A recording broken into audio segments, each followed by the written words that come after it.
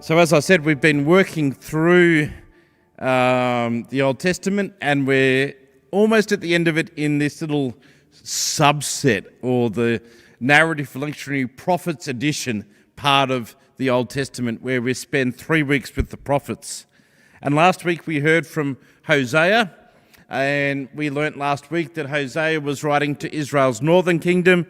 He used analogies to describe the relationship between God and us. And, you know, in those analogies, we were being called to return to God, We had some beautiful pictures last week, didn't we, in those analogies? The idea of God being like a parent who taught us how to walk, who picked us up and held us to God's cheek. You know, they're beautiful images. But it also showed us that no matter how frustrating we might be, God didn't give up on us. God didn't walk away. I finished last week with the sad footnote that whilst Hosea did all this prophesying and really encouraging the people return to God, the problem was that last week it didn't make much difference. The people didn't return to God, and as I spoke about, within 10 years, the northern kingdom was defeated by the Assyrians and taken into exile.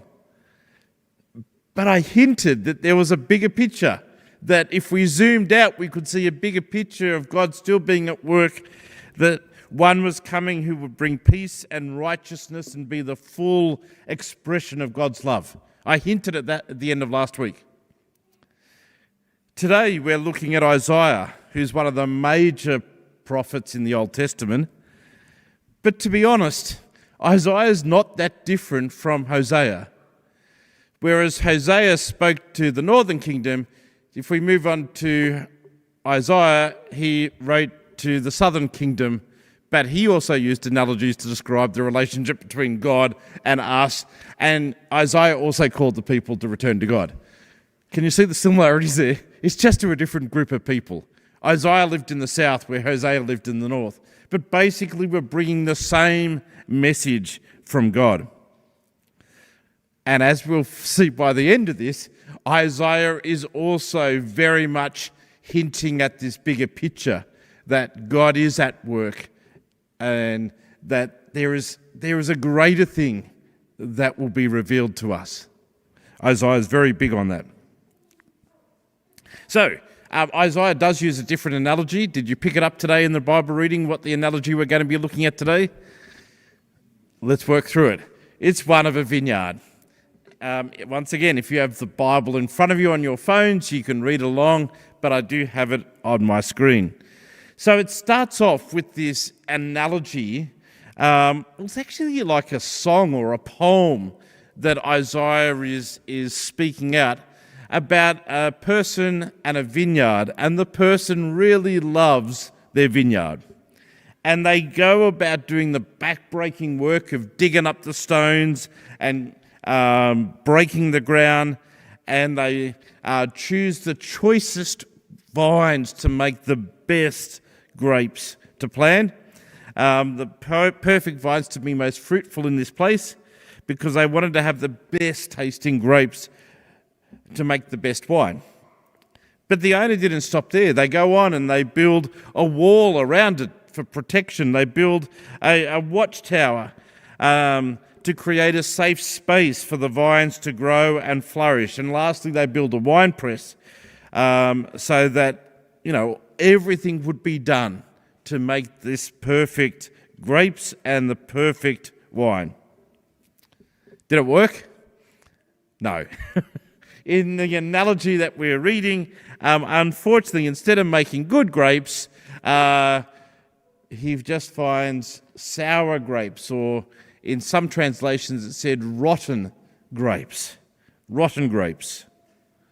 And then in our Bible reading, it takes a bit of a turn. We're having this song or this poem about this man who loves his vineyard, but it didn't quite work out. And then in verse 3, we're suddenly in sort of like a courtroom setting, where the speaker of Well, it's not quite Isaiah. It's almost like the owner of the vineyard is asking the people of Jerusalem and Judah, which are the two southern kingdoms, I want you to be the judge here. I'm going to present to you the case, and I want you to be the judge. Tell me what I should do. And they basically put forward this idea. So the owner's saying, what more could I have done? I did all this stuff. I broke the ground. I removed the stones. I built the walls. I built the winepress. I chose the best vines. I did everything. What more could I have done to produce good grapes here? You decide. Is it my fault or is it the vineyard's fault? There's a slight problem here, isn't it? The vineyard is an inanimate object that has no way of being able to be blamed here. But remember, it's an analogy, so put that bit of logic aside. And so this person's asking us, you be the judge.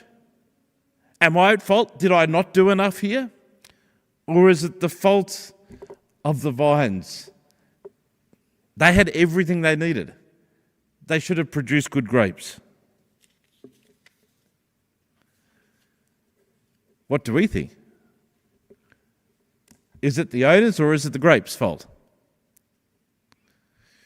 Well, they're asking the people of Judah and Jerusalem, and they're probably looking at this going, well, it can't be the owner's fault because they've done everything they could. It must be the grapes. But the owner goes on and says, well, if the grapes are not producing, then I'll take away their protection. I'll pull down the walls and remove the watchtower. Then outside forces will come in and trample the vineyard, and I'll stop tending and pruning the vines and removing the thorns and weeds, and the vineyard will become overgrown like a wasteland. Note that the owner is not destroying the vineyard here, destroying the walls and the watchtower, but not destroying the vineyard. Like the owner could have said, well, because it's not producing, I'm going to burn the whole thing down.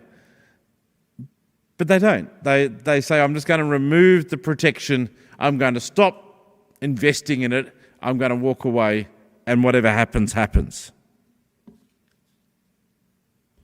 Remember, the Hebrew people are being asked to make judgment here. They're being asked, is this a fair response to what has happened?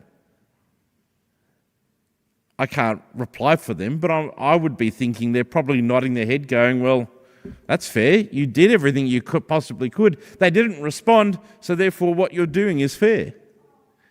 And then we have this mic drop moment, a little bit like when Nathaniel and David were talking about the Bathsheba incident. In the very similar way, the owner says, Isaiah says, well, let me explain that the owner of the vineyard is the Lord Almighty, and the vines are you. Are you? And he's speaking to the people of Judah and Jerusalem.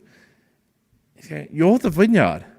And so if you've just condemned the vineyard, if you just said that punishment is fair and proper, then you've just condemned yourself. But just like Hosea, Isaiah's actually going, but there is a way out here. Just return to God.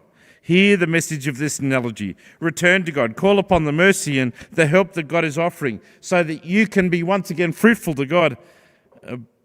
But like last week, I asked the question, did Isaiah's message work in this case? And the answer is no. No, it didn't work. It's all a bit sad here because in hindsight, we're looking at this going, it's very obvious what Isaiah and Hosea and all these prophets are saying, and yet it's not working. They're not returning to God. And consequently, rather than being destroyed by the Assyrians, the southern kingdoms were taken over by the Babylonians and ended up in exile. And yes, the promised land that they were living in ended up being trampled and turned into a wasteland, exactly as the analogy said. Well, this is fun, isn't it? Where's the good news in this? Sermons are supposed to be encouraging and uplifting, and Where's the good news in this? I think we can hold on to two things, even though it's quite a depressing Bible reading. Firstly, we can hold on to this idea that God is a generous and gracious owner. You know, the very fact that the analogy says that the owner did everything the owner could to help the grapes is actually a piece of good news, isn't it?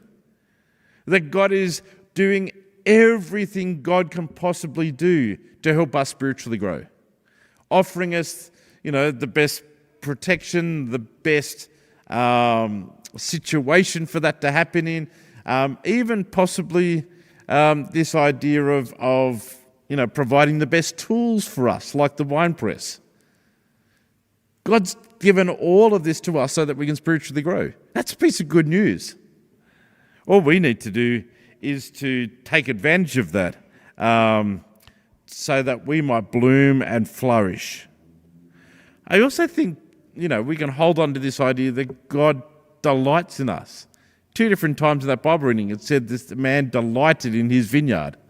That God delights in us. We just have to avail ourselves of that help, of those tools, of those resources, so that we can grow. But the good news is that God is a gracious and generous owner. But I think the other piece of good news in this is that Isaiah is hinting at a bigger picture of what God is doing.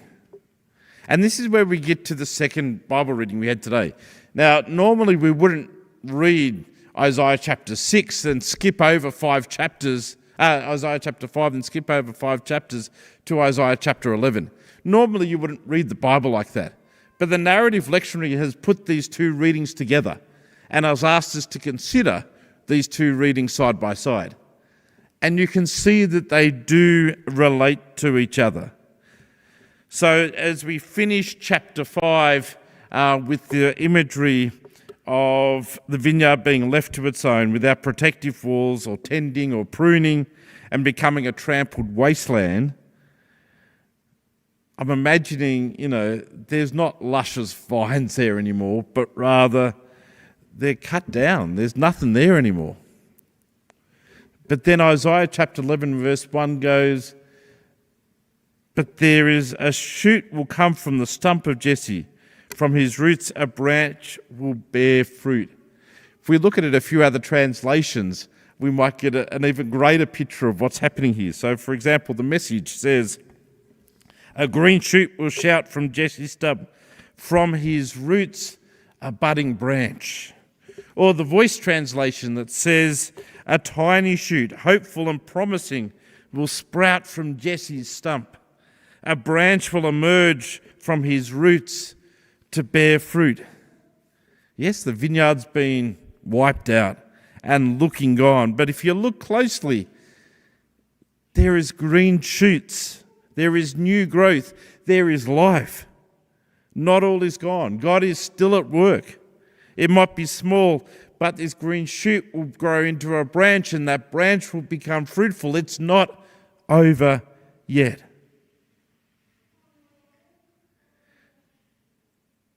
So who or what is Isaiah talking about here?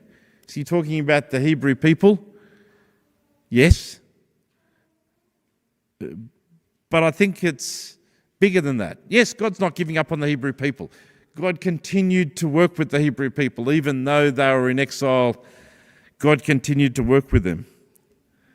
But I think this is where we need to zoom out and look at the bigger picture, because this message is to us as well. That there are green shoots all over the place, that God is not giving up on us, that God is not finished yet. Isaiah is talking about the bigger picture. If you zoom out, you can begin to see that there is a larger narrative that we have been working through for the past 11 weeks that sort of is all coming together in this Isaiah reading. So if we look over the last 3 months in our Old Testament journey, I think the part of the narrative we've been looking at is this question of leadership. Whom is the one that we go to for help, for guidance? Whom is the one that we trust in? Who is the one that we depend upon? And if we go back through the different stories that we've zoomed in on, but look at it in the bigger picture, we can begin to see that part of this is the same story. So if we go back right to the very week one, when we're talking about creation, and at the core of creation was the ability to be in relationship with God. And God's offer, I am here for you. I want you to relate to me. I want you to connect with me. I am here for you to help you, to guide you. That's what I want for my creation. And if we keep going through the different stories that we've looked at, we can begin to see this same idea, that God continues to reach out, offering help, offering guidance. Sometimes the people looked elsewhere for that help, elsewhere for that guidance, and most of those times it didn't end up well for them, but God did not give up, but continued to reach out, continued to offer that love and that guidance, offering that amazing promise that we've heard where God said, I am your God and you are my people. That is the promise I give to you.